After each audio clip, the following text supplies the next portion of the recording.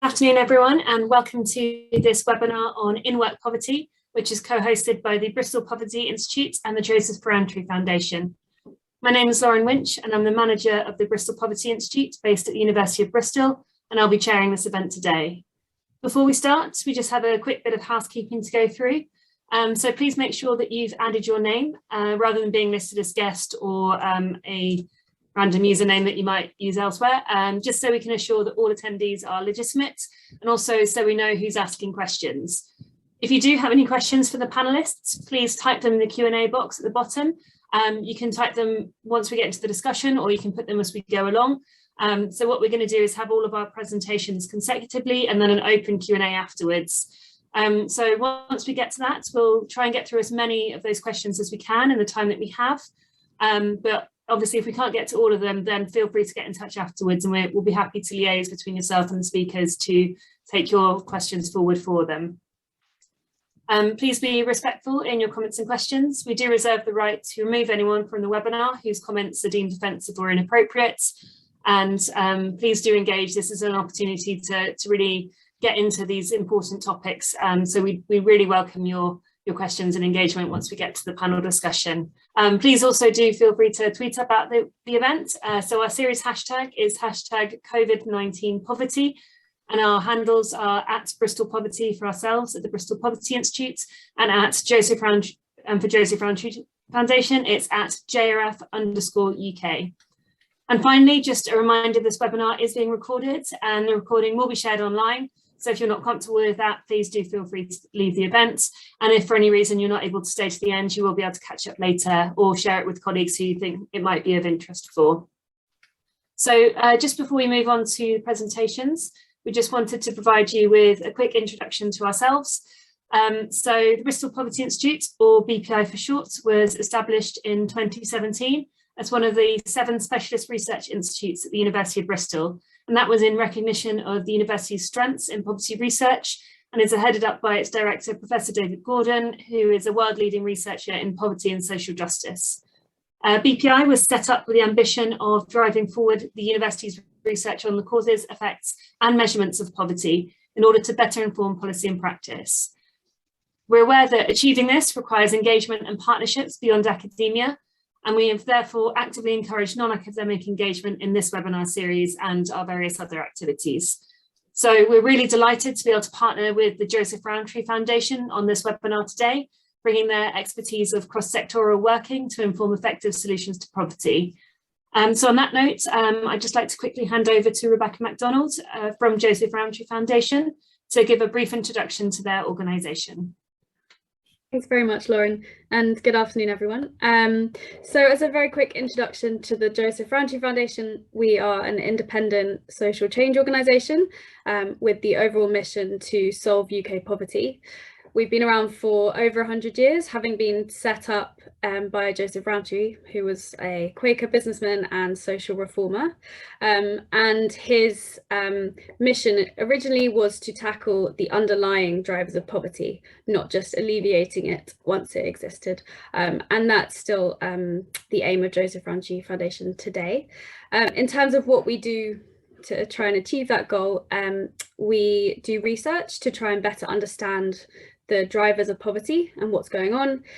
We develop policy recommendations alongside people living in poverty, which we think can improve the situation, and then work with government, private sector, voluntary sector, and others to try and put those ideas into action. Thank you. Great, thank you very much, Rebecca. So moving on to today's event, this webinar series was established in response to the emergence of COVID-19 to explore the impact of the pandemic on those experiencing and or at risk of falling into poverty.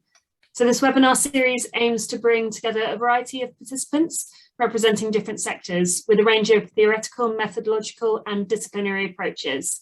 We do recognise that different professional, academic and civic communities will have access to different sources of information, different data sets, different tools for analysis, and they may also have different immediate priorities. We are, however, all driven by the ultimate aim of reducing the negative impacts of this global pandemic on all aspects of society, and particularly on those communities who are experiencing disadvantages already. So by bringing together a range of perspectives, we seek to improve our understanding of the poverty dimensions of this pandemic, and by extension, our ability to influence policy and practice in order to mitigate its negative impacts. So moving on to today's event, we've got three fantastic speakers today, bringing really different perspectives to the discussion of how COVID-19 has affected levels, severity and experience of poverty among those who are actually in employment. Each panellist will have 15 minutes for their presentation. And as noted previously, please do type any questions in the Q&A function in Zoom, which is at the bottom of your screen and separate to the normal chat window. And we'll come to those at the open panel discussion at the end. So we're going to be starting with Dr. Rod Hick. Sorry, my screen's just frozen. Dr. Rod Hick, a senior lecturer in social policy at the University of Cardiff. His primary research interests are the conceptualization, measurement and analysis of poverty, the capability approach and social security. Rod has recently completed a project on InWork Poverty in the UK, funded by the Nuffield Foundation, the findings of which were reported in The Guardian, The Independent and in the UK House of Commons. You can access that final report from this research via his website, and we're happy to share that link with you. And he's also the co-editor of the Journal of Poverty and Social Justice. So over to you, Rod. I'm off mute, and now I'm sharing screen. And I think you can see my slides now. Yes, we can. We can see the view with the ones on the side as well. Not yeah, sorry, it's a bit slow. Just okay. Okay, now you have it. I think you have everything. Okay, yes, thanks, Lauren, for that. Indeed, thanks for the invite, and yes, welcome to all of you, all of those listening today. My talk is, yes, InWork Poverty and COVID-19, tackling poverty after the pandemic. And what I'm really going to do is to say something about some research conducted before the pandemic. Indeed, it's a few years ago now, that the Nuffield funded study that Lauren mentioned. I'll talk about some analysis that I've conducted of COVID schemes rather more briefly, but just to try and say something about what we've been living through in the last year, sort of long year at this point, year and a half. And I'll try to end with some reflections on kind of where we might be going and some of the challenges that we might need to face. I think it's worth saying something at the outset about why focus on, or to address the question of why we should focus on poverty at all. This is the one of the preliminaries that I wanted to offer at the very outset. And I think it's important to address this question because it does sometimes get asked. Why focus on InWork poverty? Why not just focus on poverty more broadly? And I think it's worth saying explicitly, I think it's usually quite implicit, but it's worth being explicit about it, that this isn't because InWork poverty, I think, is more important, or because the working poor are a more deserving group, or indeed because InWork poverty is more severe.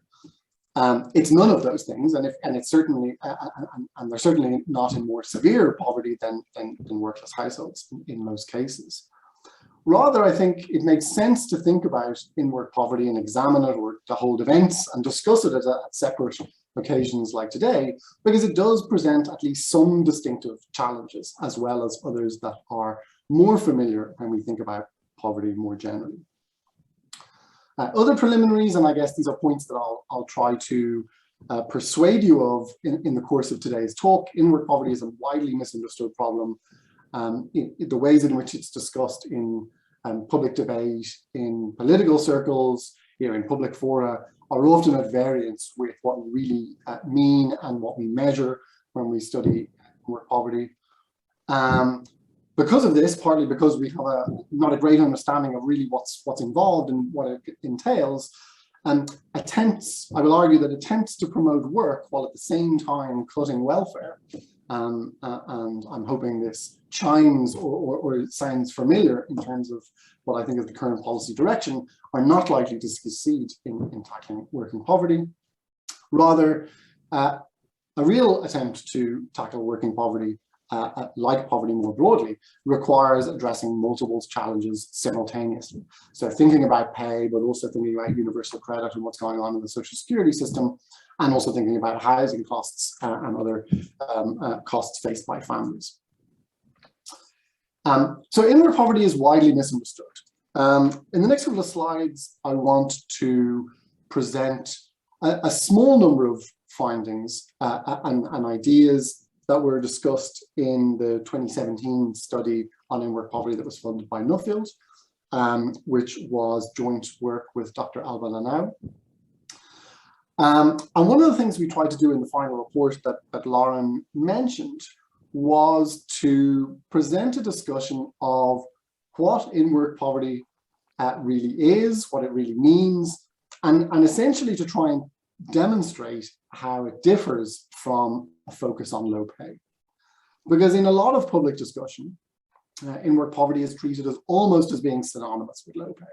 So politicians will be asked questions about working poverty and they'll reply about the minimum wage, or in the media as well. I think we see discussions of working poverty lapsing into discussions of low pay quite quickly.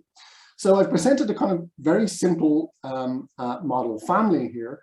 We have two adults, a man and a woman, and two children, a boy and a girl. The woman is highlighted in yellow, and the reason for this is that she's the person in employment. She's the only one in employment. The man isn't in this model family. Obviously, the kids aren't in employment either because they're children.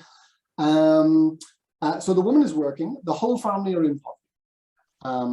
And it makes sense to think about this because the way we measure poverty is on a household or a family basis.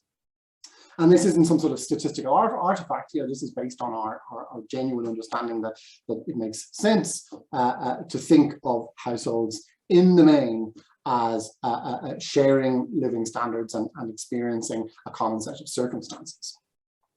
Once we see this family, and this is why I show it in this way, it becomes obvious that the woman's earnings from employment are just one source of income that might be flowing into this household unit. So in this case, the man might well receive an unemployment payment.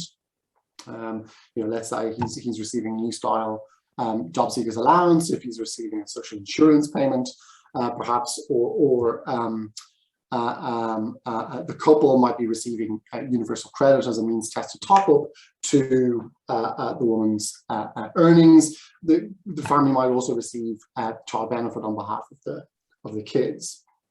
And I think this is important because it demonstrates the fact that in thinking about working poverty, we're not only thinking about the earnings of the one worker, the woman in this case, thinking about whether she's low paid or not and about her pay levels, but we're now thinking about all of the potential, well, all of the actual living, all of the actual income sources in a household, and whether these are sufficient to meet this household's needs. So when we're computing poverty, we equivalize income to account for a fact. So for this household, we equivalize to account for the fact that this household is comprised of two adults and two children.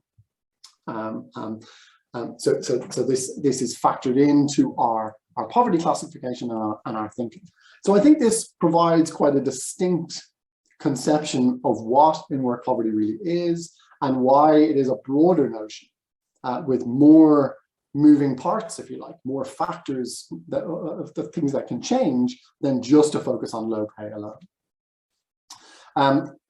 Some findings then from this study. So a headline finding from our study was that we looked at the period, we looked at a longer window than this, but really we became quite interested in this period of 2004-5 to 2014-15, and the latter, the 2004-5 is really when InWork poverty starts rising, and 14-15 was just a bookend of that's when our data ran to. InWork poverty rose by about a quarter in this period. In one of the separate papers that we wrote from the project, we examined the extent to which tax credits were effective in tackling working poverty. So, of course, if working poverty is rising, if it is a problem, at all, you might ask, was the social security system not working in terms of tackling working poverty? Our findings showed, so what we did is we examined poverty gaps, so essentially the distance of households that experiencing working poverty in terms of how far they were below the poverty line before we take their tax credits into the account. And then we essentially explored the extent to which these gaps were filled in by child tax credit and working tax credit as the payments were then. Of course, these are now being rolled into universal credit in the years since. Our headline finding was that about 2/3 of the pre-tax credit poverty gap was filled in by these two payments for recipient households. So a pretty substantial reduction in working poverty for households that received these payments. And I think really important was that the effectiveness of tax credits was particularly high for larger families. So in one of the sub-analyses that we did, we broke down effectiveness by household type, and there's a clear gradient where tax credits were especially effective tackling working poverty for families with 3 or more kids, which I think is important, in particular, given that around the time we were writing this study was when the 2-child limit to child tax credit, now universal credit, has kicked in and will have reduced those effectiveness levels significantly. And thirdly, in looking at which groups experienced this rise in working poverty of about a quarter over this decade, tenure we observed was a particularly important predictor. And actually, we found that almost all of the rise in working poverty over that decade was experienced by renters, either in the private rented sector or social renters. In more recent research, essentially building directly on from that study, I'm currently working on a study with Dr. Marco Pomati and Professor Mark Stevens, funded by the Economic and Social Research Council, examining the links between housing and poverty across what I think of as the old EU 28, so the EU 27 plus the UK. And essentially one of our kind of jumping off points or starting points for that study was to ask whether the accentuating cost pressures amongst renters that we observe in the UK, whether these are experienced more broadly across Europe. In that study, we're exploring things for each individual country, but what I wanted to do today is just to show you a sort of headline figure of the rates of experiencing housing affordability problems. So the measure here is the EU housing cost overburden, which is where households spend more than 40% of their disposable income on housing, and just an average for the whole of Europe and examining the trend over time. And I think the key things here are, on the one hand, the blue line, which is owners, where housing affordability problems are lower than they are for renters, in the maroon, and the green line, even back in 2006, for example, and then they decline.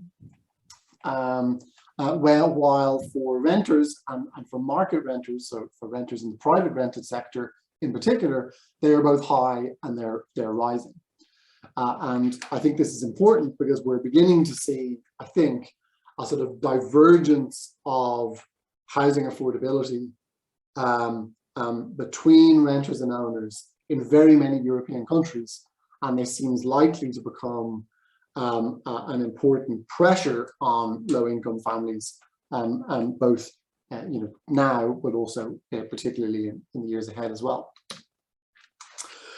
So turning then to the COVID schemes, obviously much has been written on the furlough scheme and the universal credit uplift. The furlough scheme was undoubtedly not only innovative and hugely significant in a UK context in and of itself, but will have prevented an otherwise likely to significant increase in working poverty, on the grounds that without it, it's likely that we would have seen unemployment increase to a much greater extent than it did. And while unemployment doesn't sound very much like working poverty, the unemployment of an individual often leaves a household or a family with one worker less than they had before. So we can think about it, our model family again. Maybe it's the man who in absence of the furlough scheme, became unemployed, and indeed households moving from having having 2 workers to having one worker is a primary way in which families enter working poverty. So the furlough scheme will have been significant in preventing a very significant increase in working poverty. And of course, the £20 universal credit uplift was hugely important for low-income families. And of course, clearly a huge mistake that uplift was not retained. However, I think that it's worthwhile thinking about the UK's pandemic response in a comparative context. So one of the things I did last year was I was involved in a special issue looking at social policy responses to COVID in a variety of countries. And the UK is distinctive in some ways. I mean, countries did things differently, often leaning on, or at least influenced by, their existing welfare architectures. But the UK does look distinct, or in at least some ways. So first of all, and I think the Welfare at a Social Distance project has done a fine job of, illustrating what's happened to people engaging with the social security system during the pandemic. And one of the findings that they've highlighted is the number of people who have either been laid off, denied furlough, laid off, have claimed universal credit, but have had those claims denied because of partner earnings. So some people who've been affected economically by COVID have essentially received nothing. I think it's also worth saying that while the furlough scheme was expansive and generous for many people, the out of work support, even once we account for the universal credit uplift, was less generous than in a number of other liberal nations of less generous welfare states. So we can think about, 3 examples here. In Ireland, the Irish government introduced a pandemic unemployment payment, which was paid out at around £300 a week, has just been phased out at around the same time as the phase out of the schemes in the UK. In Australia, there was an enhanced job seeker payment paid at about £300 a fortnight. That was a doubling of the previous payment. In the United States, there was time limited unemployment insurance payments of more than £400 a week. So the increase in generosity that we see in universal credit was not at all unique. It occurred in other welfare states that bear some sort of similarity with the UK system, and indeed in other countries the uplifts that were introduced were often somewhat more generous. Of course, we've seen the phase out of the UC uplift and the ending of furlough, and I think this is the latest evidence of what we might think of as a weak commitment to welfare, echoing Richard Titmuss. Then turning to politics and I guess where we're at, or how attempts to tackle working poverty are being framed these days. We've had Boris Johnson saying recently, and indeed members across the government, suggesting that we should see wages rise. People should be lifted out of poverty through their own efforts rather than through welfare. And I can't help but feel that this is deeply resonant with a sort of an earlier politics of the now slightly less, the earlier politics of the premiership of David Cameron, when Cameron claimed that he wanted to move towards a higher wage, lower welfare society. So much as Johnson is trying to stress his distinctiveness, not only from the Labour Party, but also from the earlier Conservative administrations, here I think we see something that looks much more like continuity. And one of the things we know from this earlier phase, because the Resolution Foundation modelled the changes that were going on at the time that Cameron made this announcement, was that the people who gain from increases in the minimum wage, the households that gain are not the same as the households that lose out from social security restraint. So, and indeed, increasing the minimum wage while at the same time restraining and cutting social security ends up being a regressive move that is likely to intensify poverty. So we know this strategy, we know this trade-off, if it is pursued in this way, is likely not to work. So to conclude, and then just mention three things I think about beyond the pandemic. I guess three challenges I think that we face in the period ahead. The first, in relation to the short term, is rising inflation, which I think really highlights the folly of removing the £20 universal credit uplift. I mean, we're all faced with a pretty hard winter, not only in terms of the virus, but also in terms of cost pressures, in terms of energy and much else besides. Secondly, there's the broader question, which I think is a question for the medium term as well as a question for today, about how we can mitigate cost pressures for renters in particular. So we've seen a rising share of households in the private rented sector, and the private rented sector is associated with high costs, quite often low quality, and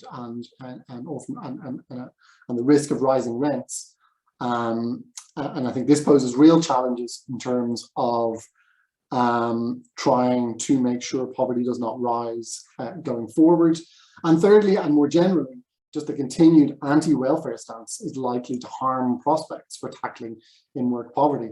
And also importantly, child poverty, because one of the significant things about universal credit, like it was about with the tax credit system, is that people think of these as being in-work payments or working age payments, but of course really a key component to those payments is paid on behalf of children. So tackling working age welfare payments will also threaten to increase child poverty further. So thanks for listening. Here's a couple of ways that you can keep in touch and contact me, and I've included references to the published work with Alba on in-work poverty here as well. Thanks. Great, thank you very much, Rod. And if you'd like us to, we're very happy to include your slides on our event webpage along with the recording from this, if that would be helpful as a way to share those links and things like that, or people can get in touch if not, and we'll share them directly. Okay, so moving on to our second presenter today, we're now going to hear from Abigail Davis, who is an Associate Director and Senior Research Fellow at the Centre for Research in Social Policy at the University of Loughborough. And that's where she's conducted research on poverty, social exclusion, lifestyles and living standards since 2000. Abigail specialises in budget standards research as the lead researcher applying and developing the Centre's innovative minimum income standard methodology, and has worked on the programme since its inception in 2006. And her work has also been really instrumental to the Living Wage campaign. So I'll hand over to you now, Abigail. Thanks very much, Lauren. Right, I will share my screen and we'll keep our fingers crossed that that works.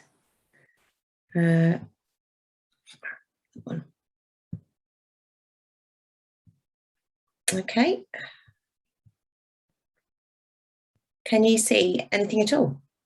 So we can see what looks to be your screen, but it's black at the moment. So I don't know if there's, oh no, it's here now. Okay. Yeah, it's up now. Oh, good. Okay, lovely. Thank you. Yeah, thank you very much, Lauren, for inviting me. It was great to hear Rod's talk as well. There's so many points that map in our work. That was really interesting stuff. So I'm going to talk to you about two studies that we are engaged with at the Centre for Research in Social Policy. My colleague Ruth Webber is here with us today. I'm delighted to say she worked on the second of these that I'm going to talk about. The first of them is the minimum income standard. It's been ongoing since 2008. We publish every year an updated version and are supported in this and have been since the start by Joseph Rowntree Foundation, for which we are eternally grateful. And what I'm going to show you very briefly is something that illustrates a bit of what Rod was talking about there, about what happens with family finances, with household finances, with the kind of coming and going of wages and the universal credit uplift gone and so on and so forth, and how close they can come to this standard. The second study, this report that you can see is Staying Afloat in a Crisis, is the fourth wave of the study. It's a longitudinal study. We've been visiting these households since 2015.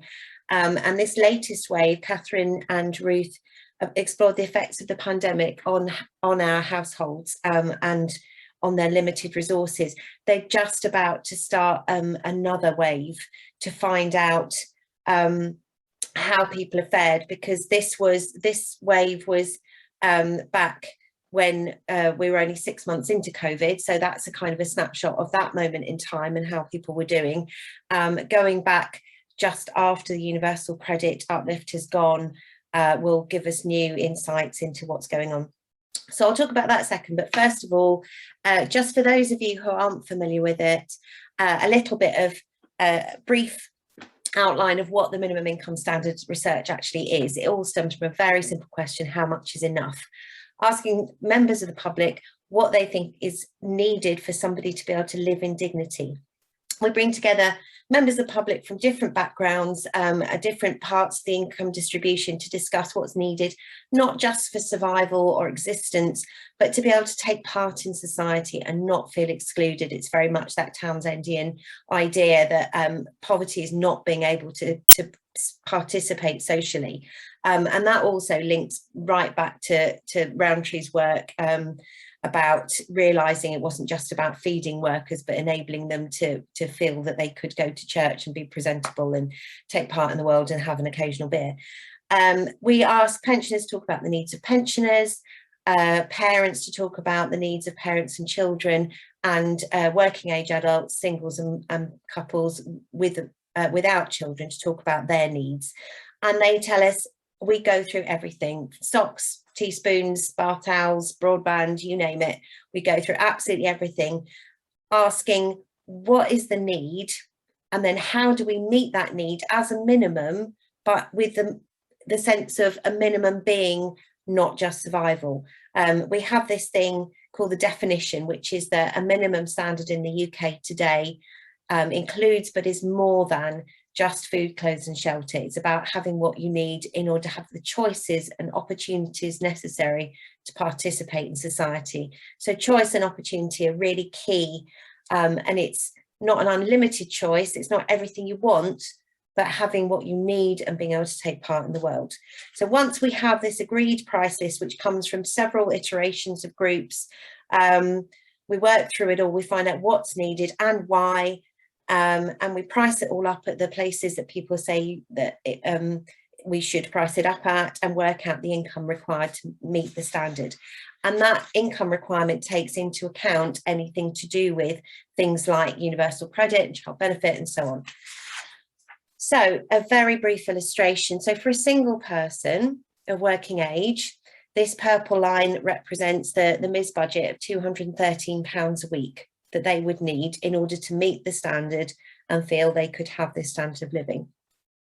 So if they are out of work and on benefits, they will get less than half of what they need. So that's going to indicate some really difficult choices about what you go without and what you actually spend money on, because you are such a long way away from a standard that members of the general public consider to be an acceptable minimum. If you work half-time on the national living wage, you get closer to it, but you're still a fair way away. And even if you're working full-time on the national living wage, this is the government's rebranded minimum wage, they still won't be able to reach that standard. So that's a single adult. Obviously, as Rod was saying, once you get into a household with more moving parts, more family members and more things going on. Oh, sorry, this is the £20 cut that's since happened. So that shows you, falling further behind. Families with children, if the parents are out of work, they will reach around 60% of minimum income standard.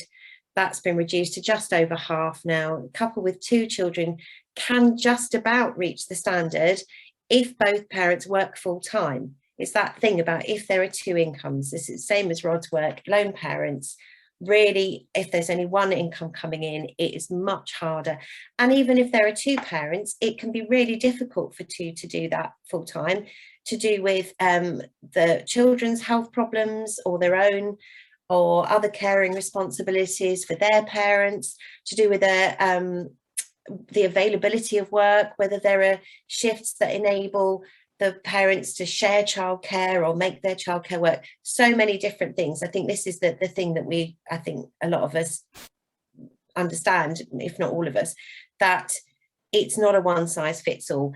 Each household circumstances can be quite complex and their needs quite different. A lone parent with 2 children can't reach the minimum income standard on the national living wage, even if they work full time. And obviously with a lone parent, their capacity to earn, to increase the wages coming into the home, are so limited, because there isn't, there are only literally so many hours you can work in a day. And if you're trying to look after children as well, then that further constrains you. So interestingly, we did some work, some sort of specific COVID groups to talk about the minimum income standard, to ask people after a year's worth of COVID virtually, what difference, if any, that had made to their perceptions of what this living standard should look like. And what we found was that actually things had stayed very similar in people's expectations, the way they look at them. And if anything, it had reinforced the importance of things that they had been forced to go without because of the COVID constraints. So things like going out or visiting friends and relations or going on holiday, it was possible that they might have said, oh, well, we've managed without for a year and actually it's not that big a deal. Or, well, we can always see our relatives on Zoom. But that really wasn't the case. They really felt quite strongly that we shouldn't be cutting back at what's considered an acceptable minimum as a result of having to go without things during COVID. So moving on. So the other study that I said, as this is work done by Catherine, Helen and Ruth Webber, and Ruth is with us and we'll be able to answer more detailed questions if anybody has them at the end. They went to see how they were faring 6 months into the pandemic, our 14 households. And they are about, as I said, to revisit them again, to explore the longer term impacts and pick up what's happened with for those for whom the universal credit cut would have hit. What we found, again, this is probably not news to many people, but it was their lived experience. What made it very challenging, what had made the whole COVID situation really difficult, was digital access, parents feeling they were letting their children down by not being able to afford the equipment to be able to cope with homeschooling.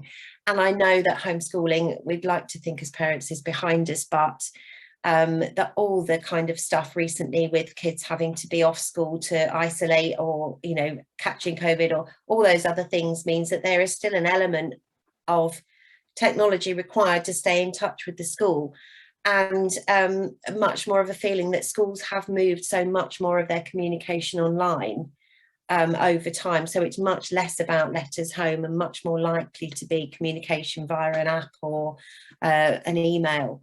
So that digital divide is potentially exacerbated by COVID and growing. It was really interesting to see, I can't remember her name, but the woman who's just been, the really strict headmistress who's just been put in charge of social mobility, saying that she didn't think it was about laptops in the home. I would have to say that I would vigorously dispute that based on our research with parents in those situations. Parents had also faced higher food costs because of having the kids at home. And as the parent of 4 children, I can attest that they just seem to eat constantly. When they're at school, there are only certain times during the day they can eat. There's only so much they can consume. But when they're at home with constant access to fridge and cupboard, they eat a lot, especially older children. And the higher food costs were a real source of kind of difficulty with managing to make ends meet. I mean, it was hard to begin with, but it was even harder. The continuation of free school meal vouchers during the holidays was seen as a really important thing that helped people. So that help with sort of consistent help with food costs was a really important thing. Energy bills wasn't so much an issue at the time because we were just in the summer and it wasn't too bad, things weren't too bad, but people were looking ahead. And this is before we got to where we are now with the, our energy companies folding and prices rocketing, and they were already anxious about what this would mean for them in terms of energy bills in the future. And there was just more juggling of time, of resources. If you've got one device and you're working from home, how you share that with your children and how you supervise their homeschooling while you're also doing your job. And that's just for the ones who can actually work from home. For those who couldn't, they were still having to get children into school, but there was going to be not necessarily as much support. So in terms of wraparound care, there was just more juggling. So it meant that parents were finding themselves increasingly stretched, and the £20 uplift was really significantly important, as was the furlough scheme. So in terms of work in the pandemic, I've already mentioned the difficulty of juggling work and homeschooling, competing demands for those who could work from home. For those who still had to go in and out, there were no reduced savings from not having to commute, because they were still having to pay their bus fare or put petrol in their car to go to work, without necessarily the support around them that they used to have. A lot of schools weren't doing after school clubs or breakfast clubs. They weren't providing that wraparound care that parents used to rely on. They couldn't necessarily rely on informal support because, for example, if they had elderly parents who used to help with childcare, there might be shielding. So that avenue wasn't open to them. Job security was really a massive factor. Lots of people, if they hadn't lost their jobs, were worried that they would if they were on the furlough scheme, didn't know what they would be coming back to. A lot of them were experiencing reduced earnings, maybe through cuts in hours or, the work that was actually there, especially if they were on zero hours contracts and having no control over that.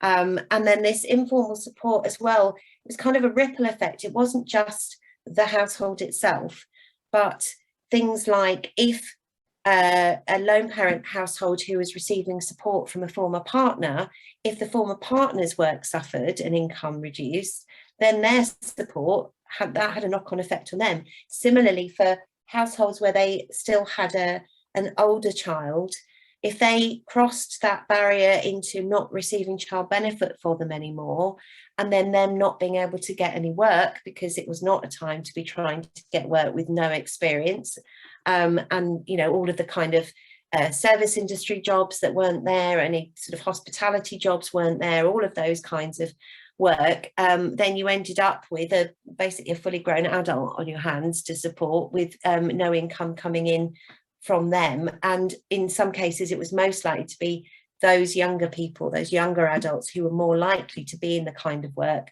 that meant that they would lose their job when it came to the pandemic. So that was, another kind of blow potentially. So looking at our crystal ball, what's next? What are we seeing?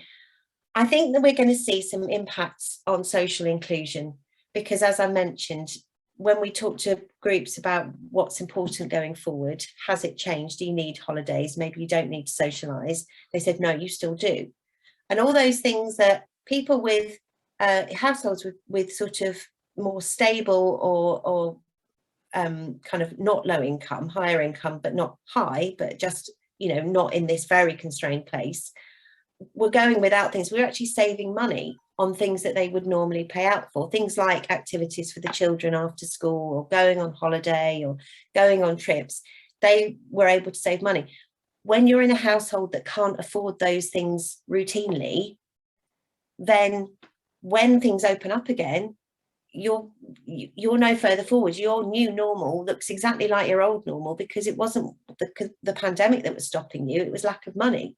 they're not going to be any better off. So lots of people are kind of going, oh, we can do these things and we've saved up this money. They haven't been able to make any savings, and they're more likely to be in the kinds of jobs where you can't work from home. So like I said, you're not going to be saving on your fares to go into work because you're working from home and things like that. The multi-generational effects are likely to play out, as I said, with the younger adults and their prospects and their earning capabilities. And the impact on the fact that for a lot of older people, the isolation has perhaps had a negative effect on them. So the extent to which they're then able to support their children and grandchildren is limited, and it can flip the other way, so that instead of the parent, the middle generation, being able to rely on their mum and dad, they're now having to support them more. And so they're getting it from both sides. It's that sandwich generation. And we know, the universal credit uplift went. We know that the national insurance contribution is going up. We know fuel prices are rising. There are going to be a lot of strains. Rents are rising. The eviction sort of ban has gone. All of these things are going to mean that there are some serious strains on what are already extremely constrained incomes. On the plus side, to try and end on a positive, what helps? Access to information and support, particularly for those people who aren't confident digitally or don't have easy access to that kind of thing. Finding information for young adults on how they could claim employment support or job seekers, or things that they're eligible for. Getting sort of reliable information that you don't have to go online to find, or being able to get materials and support from school that hasn't got to be accessed via email or via an app. Stable and supportive employment is a massive, massive thing. Those people who had sympathetic employers who had enabled them to sort of work with some flexibility, who understood their sort of childcare difficulties, who offered them furlough, who really provided effectively another resource in terms of reassurance, made an enormous difference to people. And the other one is assistance meeting children's needs, and that means the government coming good on its promise at one point anyway to sort of provide more laptops for primary school children, for example, to continue supporting low-income families with help feeding their children. All of those kinds of things are really, really key. So I'm going to stop there, but I'll happily talk about anything else in the questions, or Ruth would be very happy to answer any questions about that second work, and I will stop sharing. Great, thank you very much, Abby. That was really, really interesting, and we've had a couple of questions coming in already, so we'll hopefully have a really nice discussion at the end with Ruth as well. So before we get to the open discussion, we've got one more speaker, and our final speaker is Rebecca McDonald, who you've heard of earlier giving the introduction to Joseph Rowntree Foundation. She's a senior economist there, focusing on labour markets and social security. So Rebecca's own research focuses on making work a reliable route out of poverty, and she's interested in how and why living standards vary across the UK and the policies which can help to improve the places with the fewest opportunities. Rebecca previously worked for Centre for Cities, which is an urban policy think tank, and she's published research on the links between towns and cities, economic causes of high street decline, and reasons for recent city centre growth. So over to you, Rebecca, for our final presentation. Thanks very much, Lauren. I will just share my screen.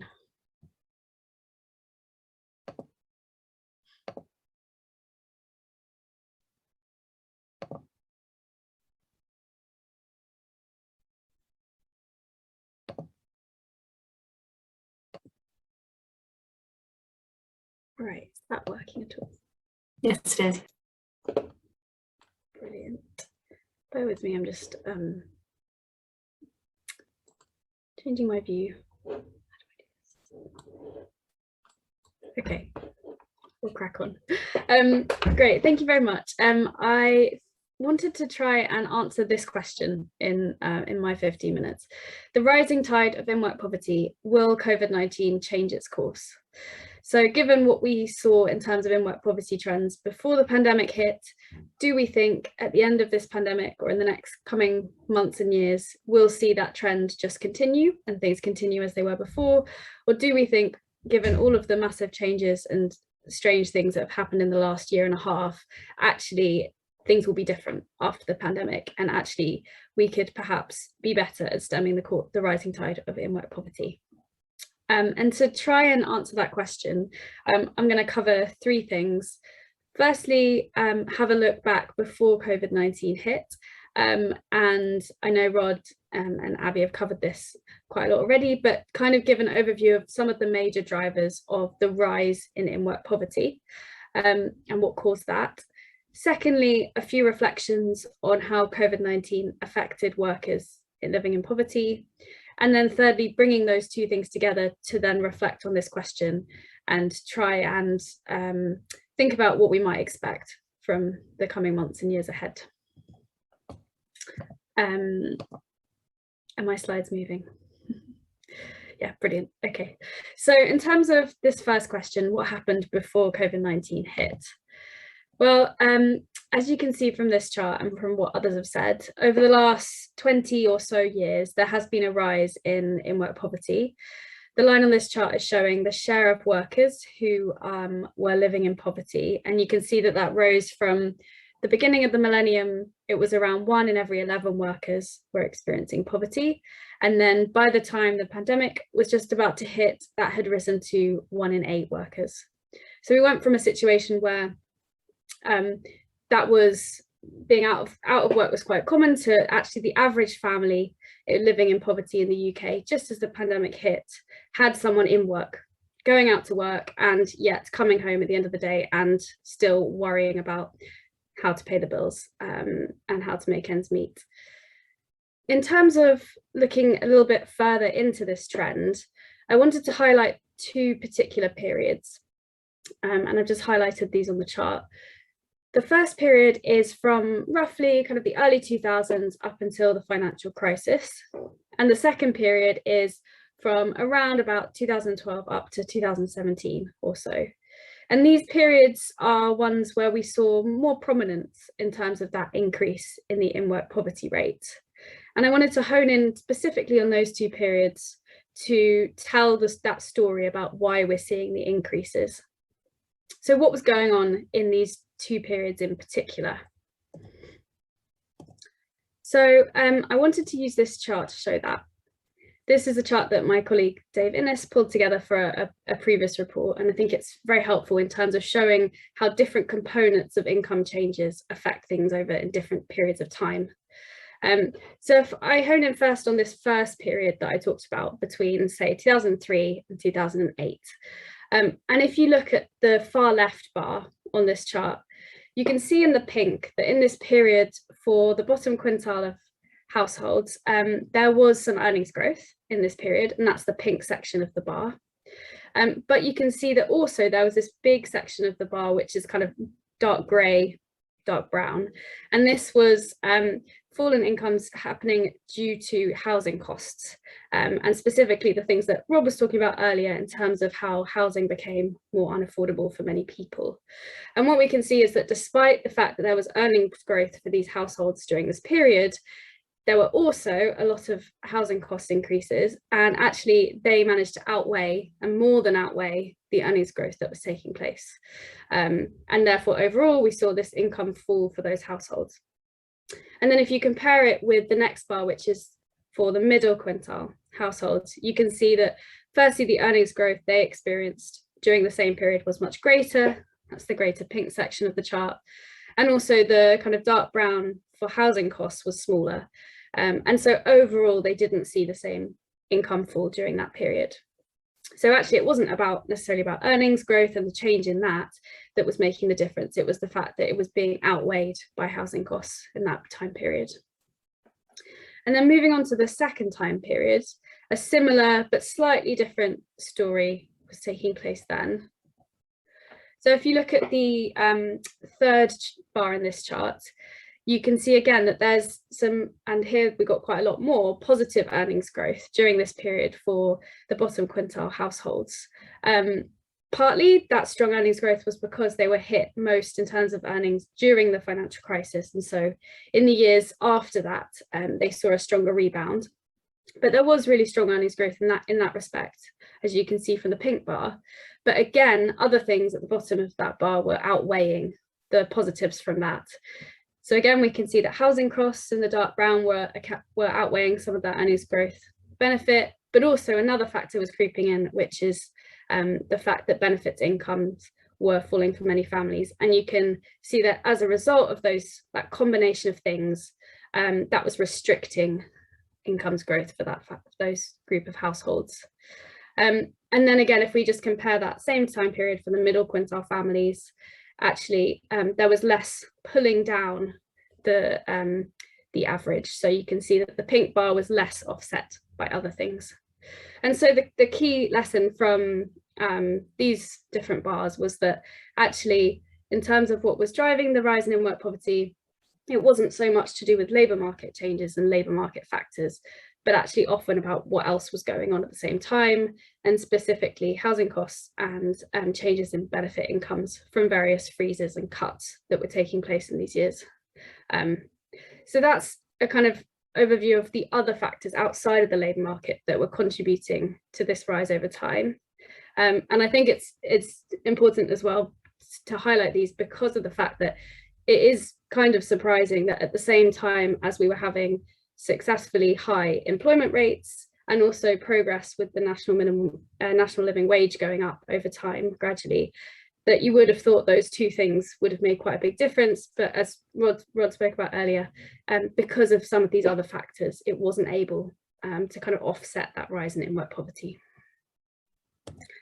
And then in terms of looking specifically at the labour market, it's not that everything in the labour market was perfect, despite some of the improvements. And I wanted to just highlight very briefly 3 areas which did contribute in some way to this in-work poverty trend. Firstly, underemployment.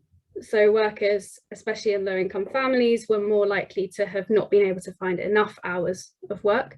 So even if their hourly pay was improving as the minimum wage rose, actually overall they couldn't find enough work, and that was a problem. Secondly, unpredictability or insecurity of hours and pay affected many workers in poverty. It's a difficult thing to measure and a difficult thing to understand in terms of the data that we have, but it does seem there's been some structural increases in terms of more temporary, more casual contract types of work. I think it was the latest Living Wage Foundation polling which found that half of low paid workers didn't seem to receive more than a week's notice of their shifts. So clearly there is quite a lot of unpredictability built into low paid work that also contributes.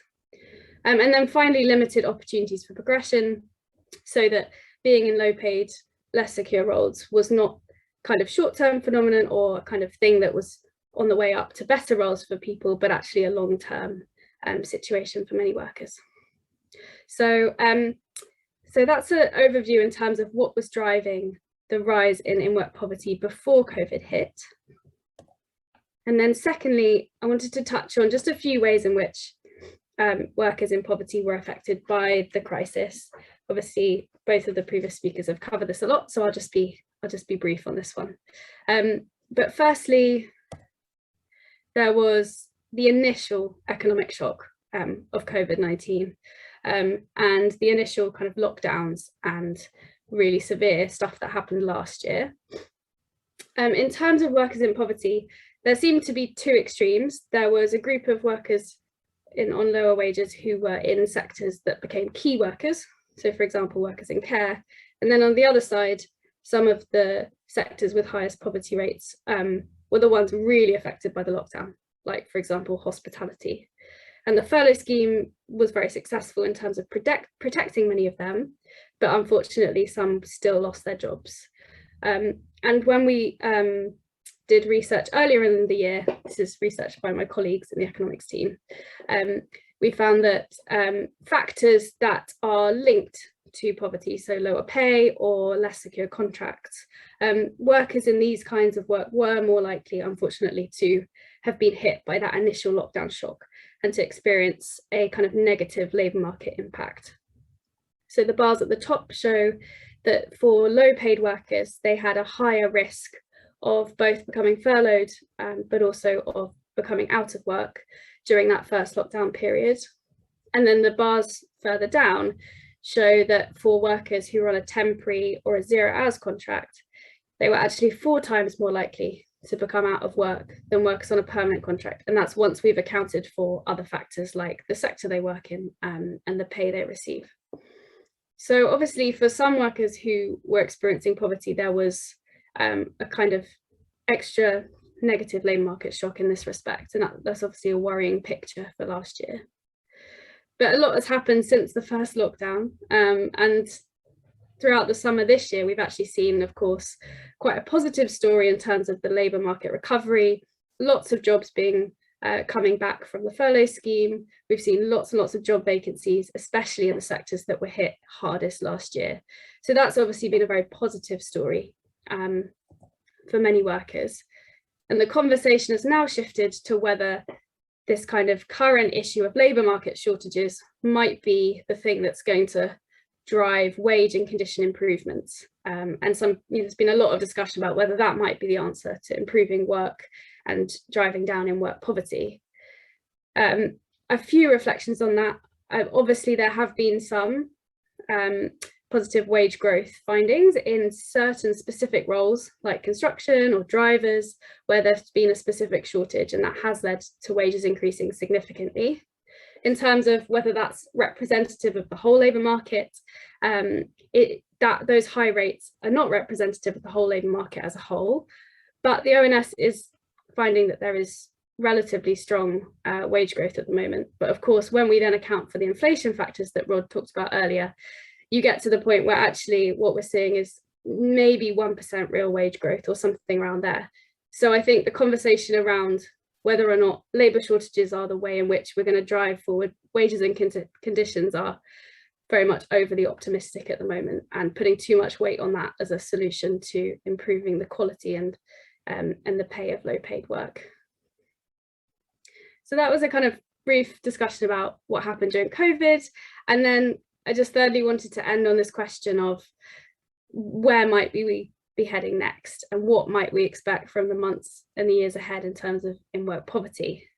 I am not going to attempt any predictions about in-work poverty at all. That's obviously very difficult, especially when it's so hard to know what's going on in the labour market at the moment. But I thought I would go back to those major drivers of the rise in in-work poverty that I talked about at the beginning, and think about what we expect from them in the years ahead. So firstly, this question of both benefit income and also housing costs. They were major drivers before the pandemic of rising in-work poverty. Is there any way in which we're optimistic that these have changed and that actually things could be better after the pandemic? The other speakers kind of answered this one for me, but unfortunately, I'm not that optimistic that there has been a positive change in these areas. We obviously saw the very kind of bold and positive policy changes initially in the pandemic of the £20 uplift in universal credit, but also in terms of some support for housing costs. But much of that has now been reversed. We saw the £20 a week uplift being cut a few weeks ago, and there doesn't seem to be any political motivation to do some of the bigger things that are needed on housing costs, like build more social housing. So unfortunately not that optimistic on that front. In terms of labour market policy, slightly more optimistic. We've seen some progress in terms of the government prioritising improving enforcement. So for example, enforcement of the minimum wage. They're also consulting on more flexible working. But there does seem to have been some progress stalled in terms of the employment bill, which could bring forward more security for low paid workers. And it would be great to see that brought forward as soon as possible. And thirdly, will labour supply issues be the thing that can kind of solve this problem in terms of wages and conditions? I think, as I said previously, I think the conversation at the moment and the government's argument on this is relying much too heavily on this. And I don't think we have strong evidence to think that this could be the main kind of saviour of the issue of low pay and bad conditions for low paid workers. So yeah, hopefully that is a helpful summary, and I will leave it there. Look forward to questions. Great, that was fantastic. Thank you very much, Rebecca. A really good roundup after our other talks, and hopefully leading into some really good discussion now. So we're going to move into our panel discussion, and as Abby mentioned earlier, we're also joined on our panel by Ruth Webber, who's Abigail's colleague from Loughborough University. So Ruth is an early career qualitative researcher with experience of innovative visual research methods. And she's currently working on a longitudinal project following families with low incomes and looking at the issues facing families with low to modest incomes where adults in their 20s continue to live with their parents. So thank you very much to Ruth as well for joining our panel. And we've had a couple of questions already, which is fantastic. Do keep them coming through the Q&A button at the bottom of the screen. And as I said at the start, if we don't get to all of the questions, feel free to get in touch with Bristol Poverty Institute team, and we're very happy to pass them on to the speakers for you. And we'll have a slide right at the end of this with our contact details, plus you can find it through the Eventbrite where you registered. So as I said, I'll get through as many questions as I can, and we'll try and get a balance of questions for all of our panel members covering a range of topics. So hopefully it'll be interesting and enjoyable for everyone here. So going to kick off with the first question we received from Will Clark, which came in during Abby's talk, so I assume it's primarily aimed at her. So Will's question is, what are the practical steps that local government authorities can take to reduce in-work poverty, both in the immediate short term and in the longer term?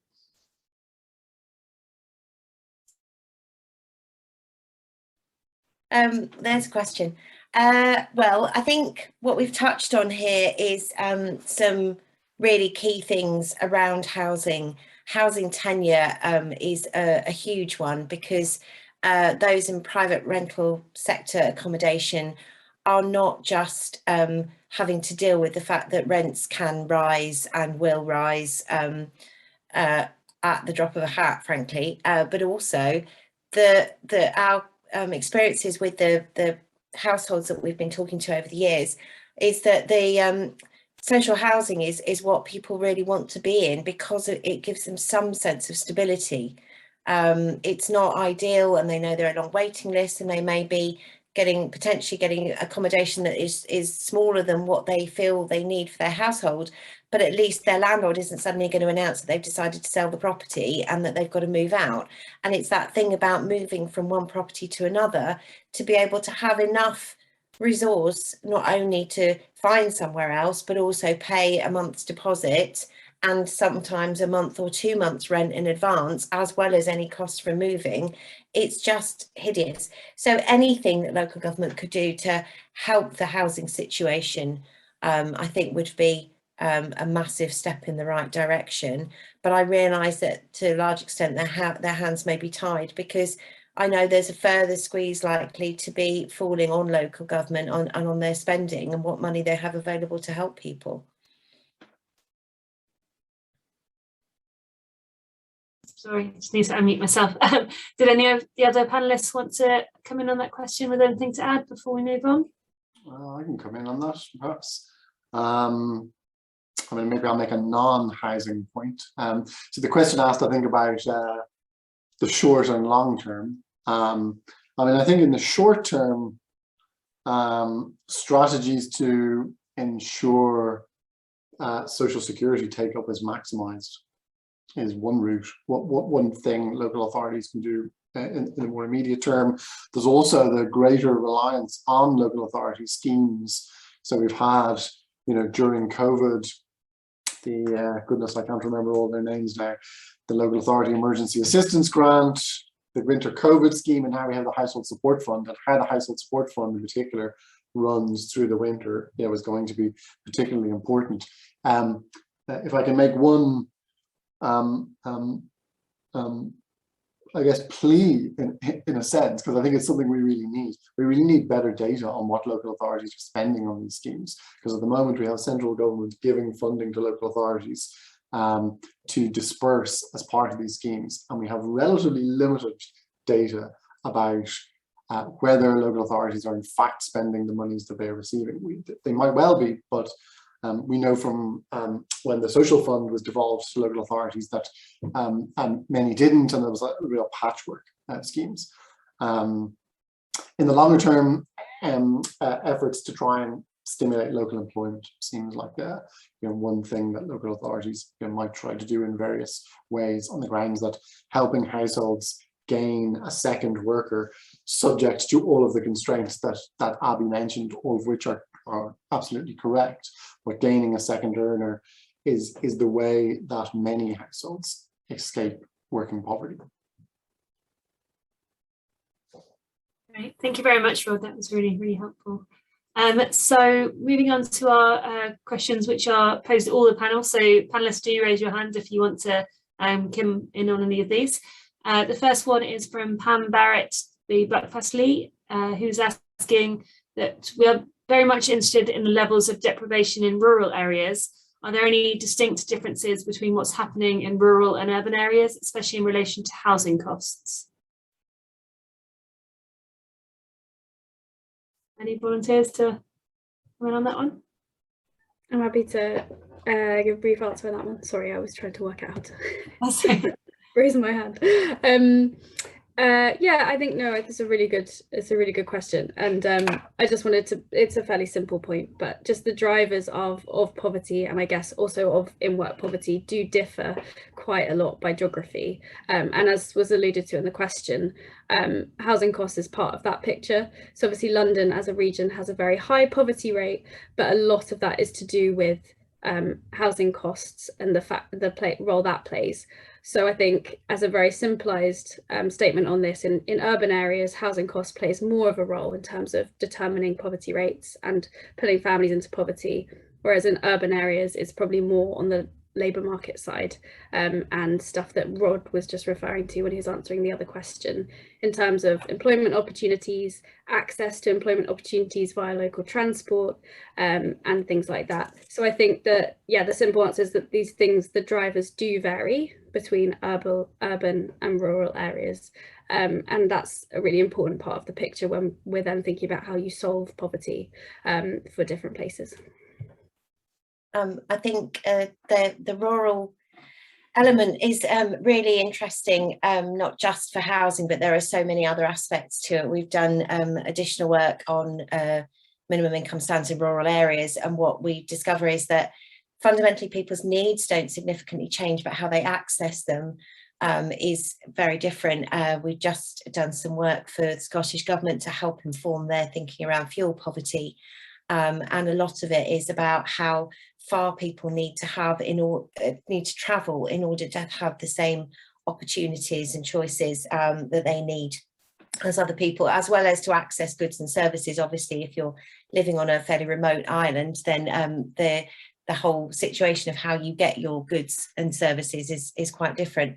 But a lot of these things have sort of knock-on effects, and that housing stock is different. The social housing stock, as well as the private rental or whatever there is there, can be very different. And if you're looking at, for example, single wall construction, sort of more traditional buildings, perhaps not as well glazed, the heating costs are going to be huge. If they're not on mains gas, they're not going to have gas central heating. So you're looking at oil deliveries or other kinds of heating systems. There's additional stuff with not being on main sewage if you're in a rural area, so you've got to pay for your cess tank to be sort of serviced and maintained and emptied and all those things. So there are lots of other different, depending on the level of rurality, as well as when you add into that all of the kind of diminishing services for public transport and so on and so forth. So that there are lots of different aspects to rural life compared to urban life that will affect people's household costs. Fantastic, thank you. Did anyone else have any comments on this one before we move to the next question? Okay, great. So next question is from S. Reborg. Apologies, I don't have the full name there. Which asking, what can employers be doing or doing better outside of increasing salaries and offering more secure contracts? Is there anything else they should be doing? I can come in on that in relation to the research we've done in terms of Abby's already mentioned that some of the barriers to employment, particularly for lone parents in terms of support around managing childcare and hours available to sort of navigate that. I think another one that will have been increased or affected particularly by the pandemic is several participants talked about mental health and inability to work around kind of lack of flexibility around that. So not always being able to do the jobs that you know they're being employed to do, given the kind of fluctuations in their experiences of mental health. And I think I don't have the answers to that in terms of, you know, materially how employers can kind of what employers can do about that. But I think what came through really strongly in the research was a kind of a lack of flexibility that benefited, you know, people who were working to navigate around the challenges that they face, and the transference of that onto their kind of informal support networks around things like childcare in particular. So I think, yeah, more, yeah, as I said, I'm not sure how that can be implemented, but sort of more support really, I think, from employers about the challenges people face in kind of bringing up a family, but also just being a human. Absolutely. And that actually leads on quite nicely to kind of a second question from the same person. So actually I'll pose that now, and we'll see if any of the other panelists want to come in on both elements of that. So just saying that there didn't seem too much in the discussion so far on the costs of childcare or lack of support for childcare. Is there something else that should be looked at to help reduce in-work poverty? And she mentioned that as a mum of twins herself, she knows that even on a good salary, her childcare nearly wiped out any earnings she had. Yeah, happy to come in on these two questions. Just briefly on the childcare one, totally agree that it plays an important role. I think both in terms of making things more difficult, in terms of some of the people that we've worked with in terms of developing job quality recommendations have talked about how being on a less secure, less predictable contract, the combination of that and also trying to manage childcare is just so difficult, because obviously you can't plan ahead and you can't plan your schedules and know when you need the childcare if that changes from week to week and you get very little notice.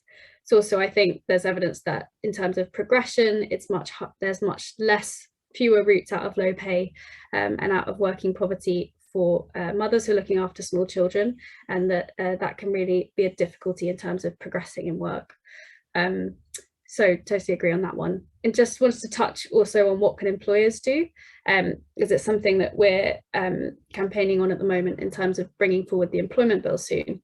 But in terms of what employers themselves can do, agree very much with Ruth that flexibility is really important. A few other things, I think some of the smaller things other than pay and the specific type of contract, some smaller things like can make a really big difference to workers. So compensation, if you have to cancel shifts at the last second, sounds like a small thing, but I think would make a big difference, and also yeah, help workers who are being messed around by those kinds of things. Having things written into a contract when currently they might not be.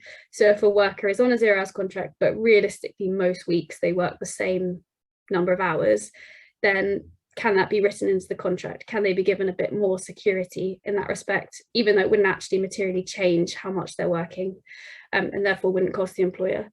Can the employer give better notice of shift patterns? I think that polling from the Living Wage Foundation talking about half of low paid workers having less than a week's notice, things like that. Can they give even just another week's notice or a few more days notice would make a big difference.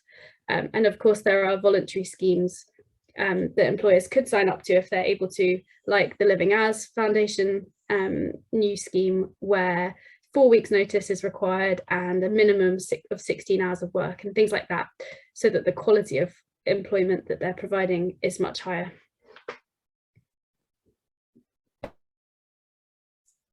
Brilliant, thank you, Rebecca. That was really, really helpful. Before we move on, did any of the other panelists have any comments on those questions?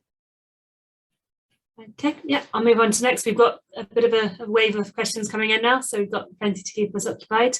Our next question is from Amy Wright, who's asking, what do the panel see the role of social welfare advice and legal remedies being in the context of in-work poverty, where many are already maximising their income?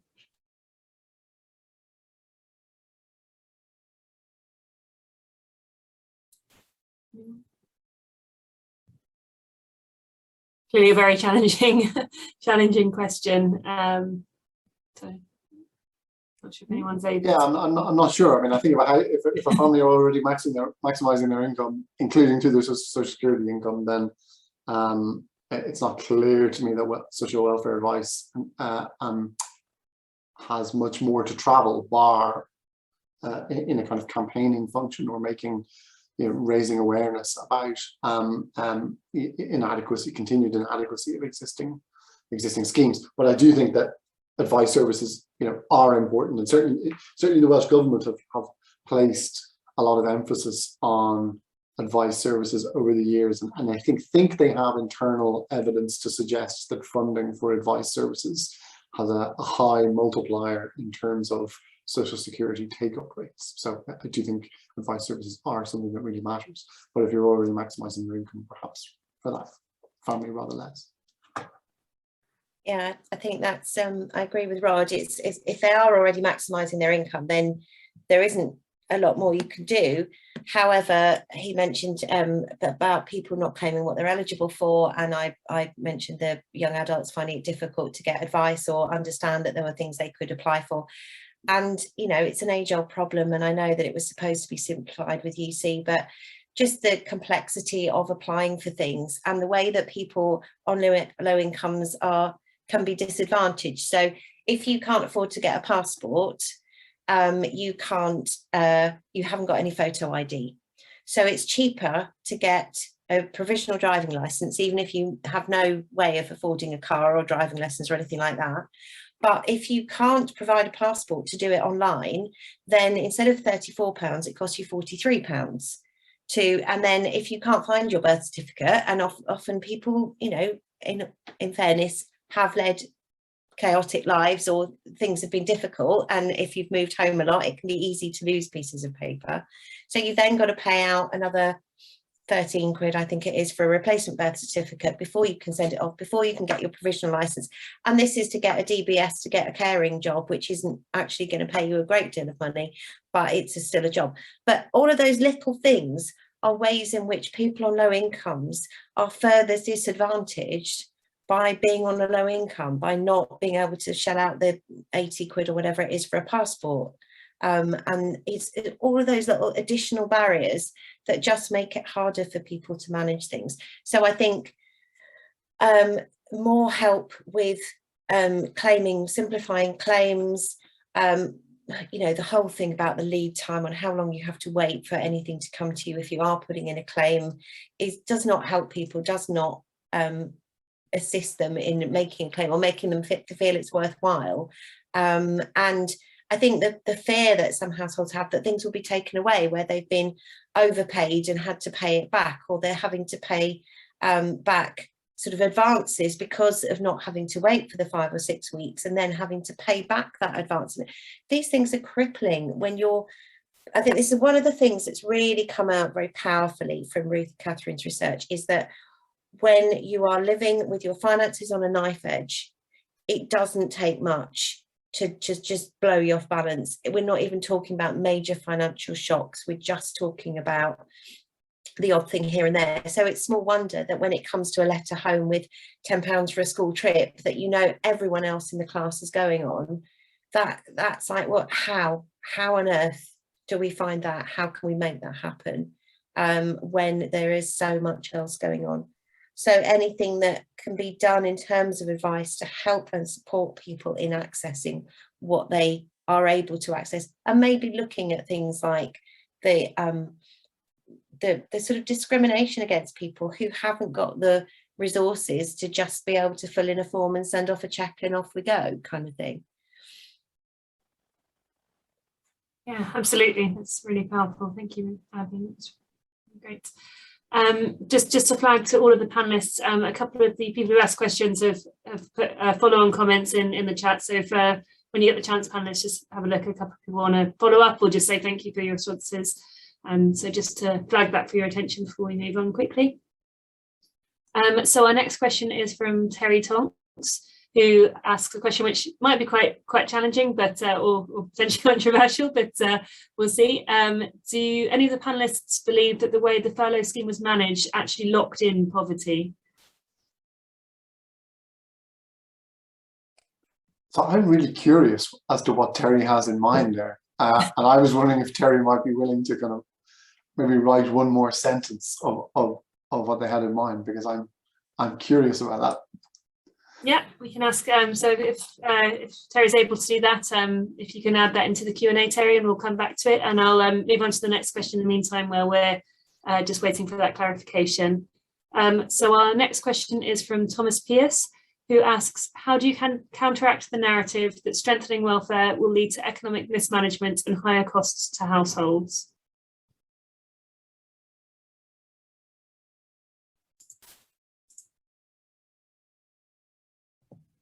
Yeah, that's a great question. I don't necessarily have an answer to that. I am worried that narrative is coming back, especially after seeing the Chancellor's more recent conference speech. That the idea that we just can't afford to invest in welfare, and I'm worried that will have quite some traction with quite a lot of the public. So I don't have an answer necessarily on how to tackle that. I suppose in terms of why that's not quite right, I guess a question of priorities, and perhaps the public will see that, you know, it's not that the government is spending no money or doesn't want to spend money on anything, and perhaps they will see that actually what the government is choosing to spend on and not to spend on is more about what they believe in as a party and as a government, rather than about what we can and can't afford as a country. But I don't know if that's going to have cut through, to be honest. I also think an important thing to try and combat at the moment is this narrative that Rob was talking about, that we don't need to invest in welfare and we don't need the £20 a week because jobs are on the rise and there are more job vacancies and things like that. And trying to talk about the fact that actually lots of people who rely on that £20 a week either couldn't work because they were caring for someone, or they were ill themselves, or they were in work already and, you know, couldn't do more hours because of their childcare commitments or things like that. So actually trying to, and I think there has been success in terms of the conversation publicly and in the media of cutting into that argument from the government that we didn't need it anymore because of work. So I think there has been some progress in trying to unpick that bit. So perhaps we can do that as well with this idea that, oh, we just can't afford it. But I think it'd be very difficult. I might come in as well on that. I mean, I share Rebecca's concern about current narratives and where they might be going. I mean, it's one reason why I think it's useful to think about and to look at what's happening in other countries, because you know, there you have a live counterfactual rather than a sort of hypothetical claim that political parties or academics or commentators might be thinking about.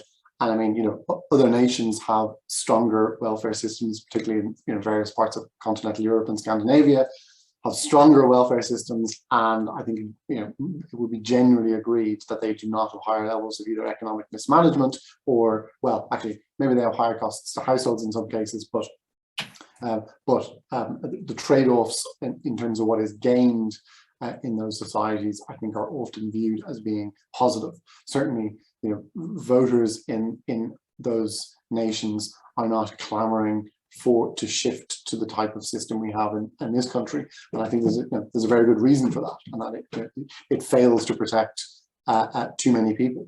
And I do think at some point, you know, and maybe they're trying to add some urgency here, you know, at some point I think the government's luck will run out on this, in terms of, you know, if one fails to sort of deal with social problems as they arise, you know, the danger is eventually the voters will at some point demand real change. At what point that begins to happen, I think, is kind of anybody's guess, although with higher claimant rates of universal credit now in many constituencies, it's interesting to see some of the Conservative backbenchers, for example, so, you know, campaigning for the retention of the £20 uplift.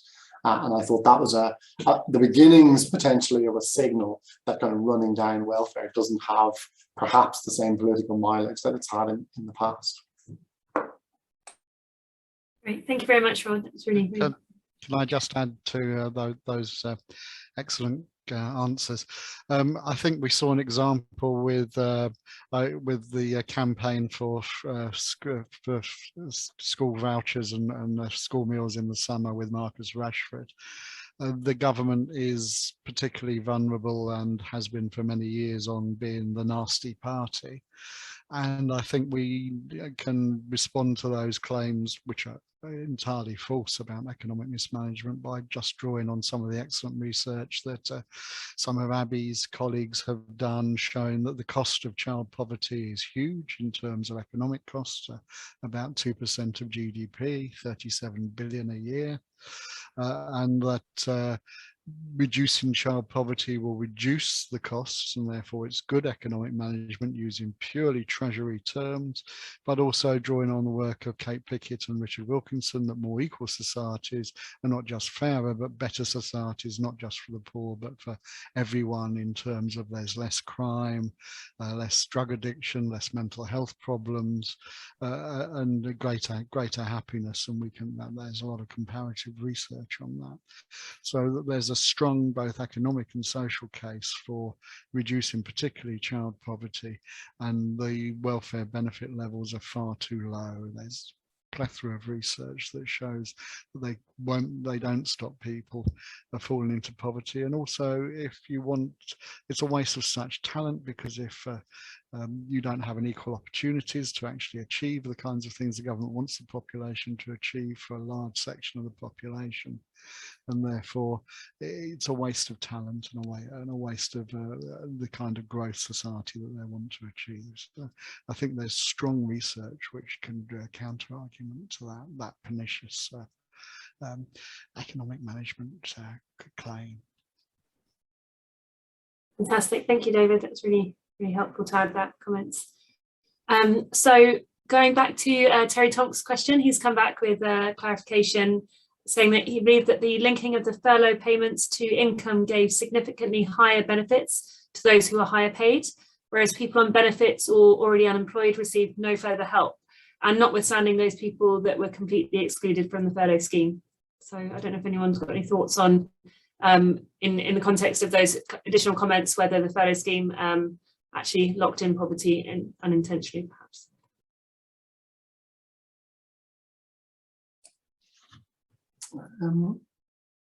Yeah, maybe. I'm trying to think. I mean, I certainly think that the furlough scheme,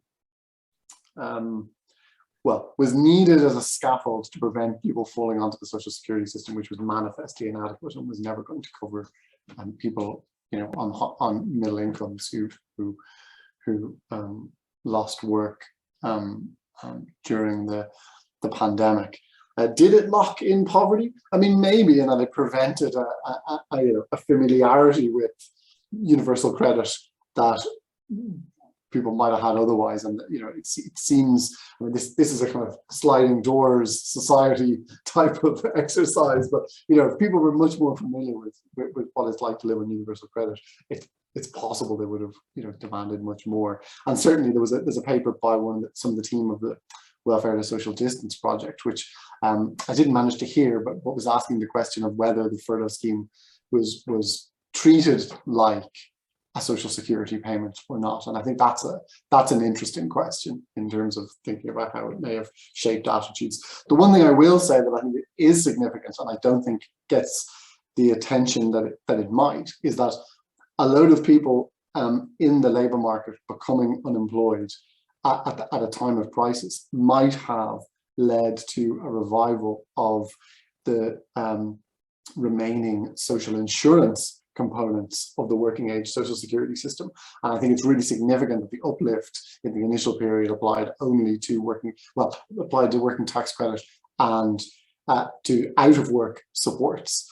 And that all of the government messaging was focused on universal credit and sort of prevented the remaining social insurance schemes from playing perhaps a bigger role. And I think that's really significant on the grounds of, strengthening those schemes might be one way that you would work towards shifting the narrative on quote unquote welfare in the UK.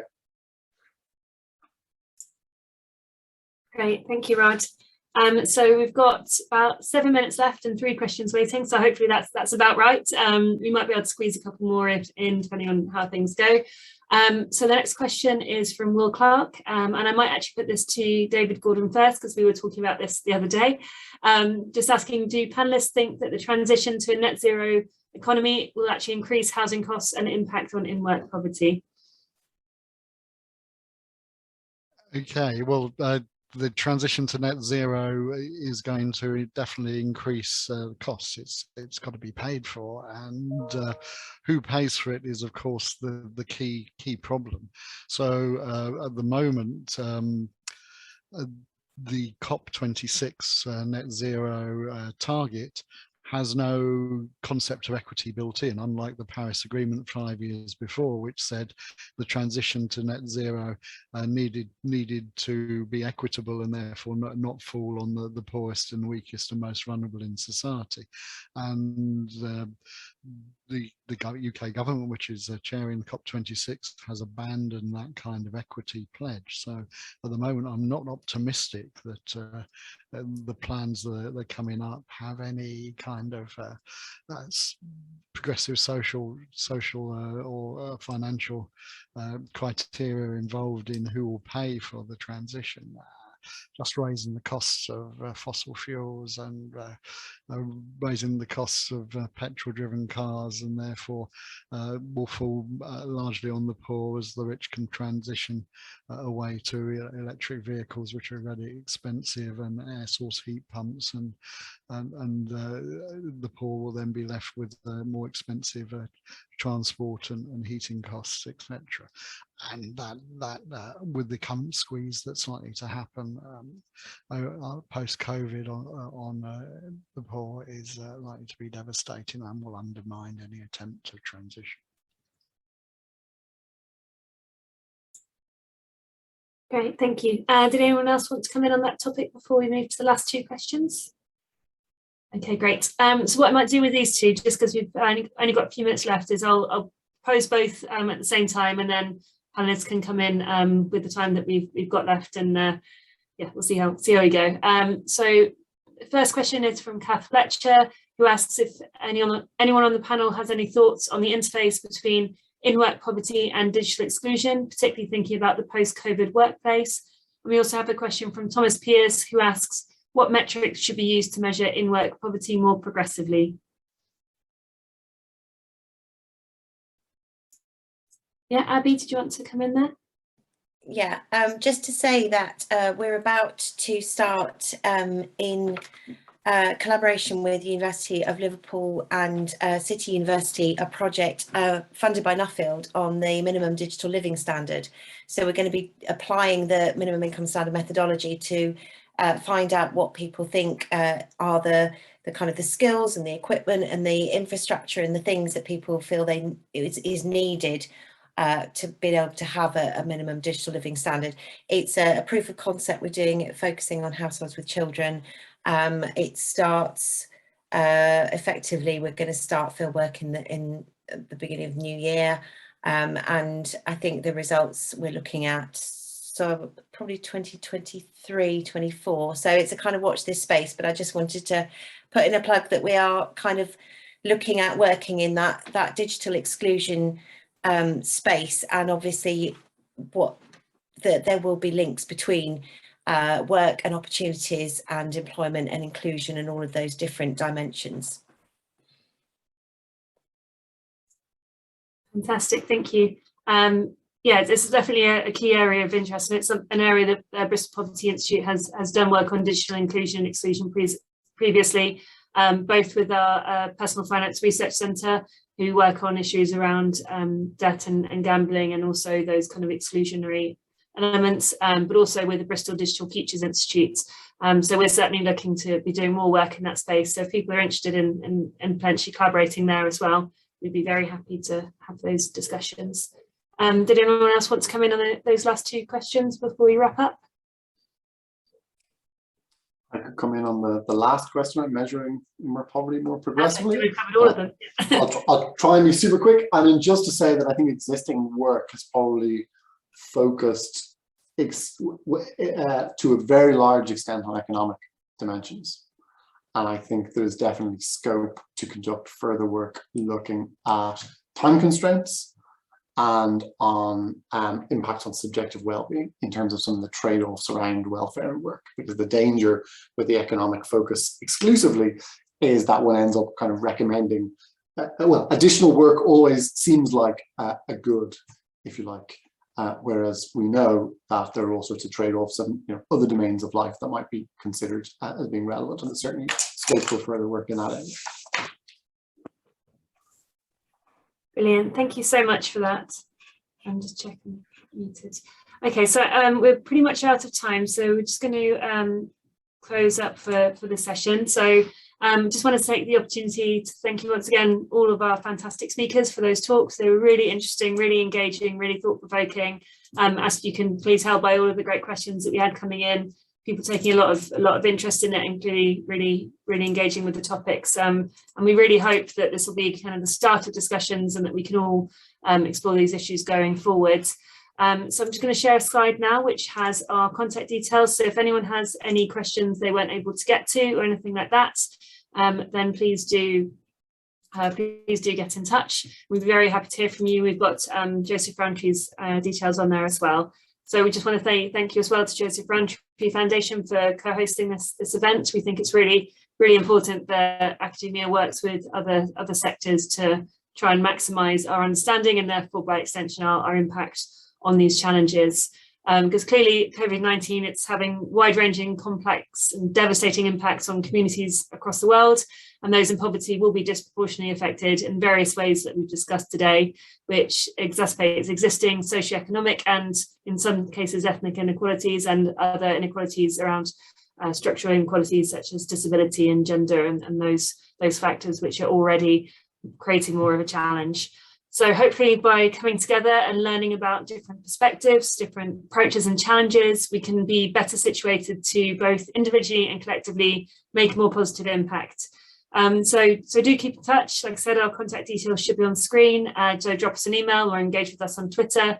And we really hope you found the webinar interesting and informative. Let us know any feedback and get in touch if you're interested in taking part in a future event or exploring any research opportunities or anything like that. So thank you very much, everyone. Thanks again to our speakers. It was absolutely fantastic presentations, and enjoy the rest of your afternoons.